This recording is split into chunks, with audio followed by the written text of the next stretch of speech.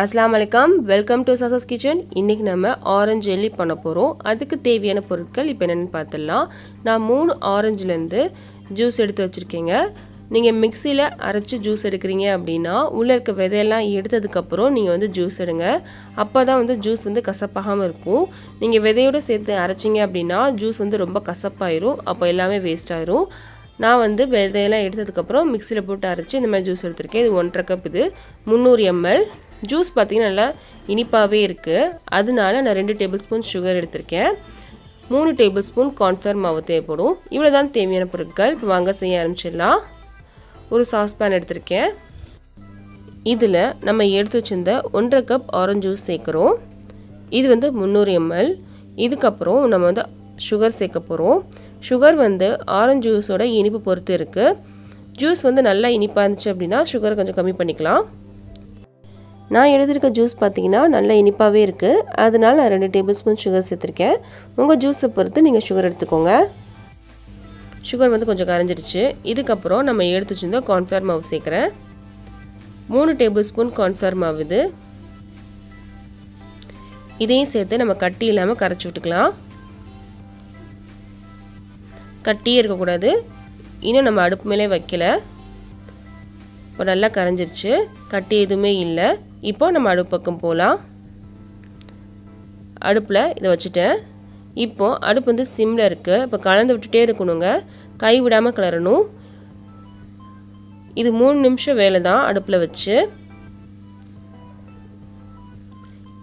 இதுக்கு முன்னாடி நம்ம வந்து ஃப்ரூட் ஜெல்லி பண்ணிருக்கோம் அந்த வீடியோ நீங்க பார்க்கலனா போய் பாருங்க அது வந்து நம்ம நாட்டு சக்கரை வச்சு பண்ணிருக்கோம் இது வந்து நம்ம sugar வச்சு பண்ணிருக்கோம் இதுலயே நம்ம நாட்டு சக்கரை சேர்க்கலாம் இந்த ஆரஞ்சு கலர் வரணும் அப்படின்றதுக்காக நான் sugar சேர்த்திருக்கேன் கொஞ்சம் கலர் நல்லா சேஞ்ச் ஆயிடுச்சு பாருங்க இப்போ நம்ம அடுப்பு ஆஃப் பண்ணிரலாம் கெட்டியாயிருச்சு பாருங்க இதுதான் நீங்க செட் பண்ண போறேன் இந்த மோல்ட் இல்லனா கண்ணாடி கிளாஸ் இருக்குல அதுல கூட செட் பண்ணலாம் இல்ல அப்படினா நீங்க வந்து ஐஸ்கிரீம் கப் எதுலயும் நீங்க செட் பண்ணிக்கலாம் அதுல கொஞ்சம் நெய் தடவிக்கோங்க இது சிலிகான் அப்படின்றதுனால நான் நெய் தடவல இதுல நெய் தடவினா நீட்டா வரும் நான் இதுல நெய் தடவல இப்போ மோல்ட்ல சேர்த்துக்கலாம்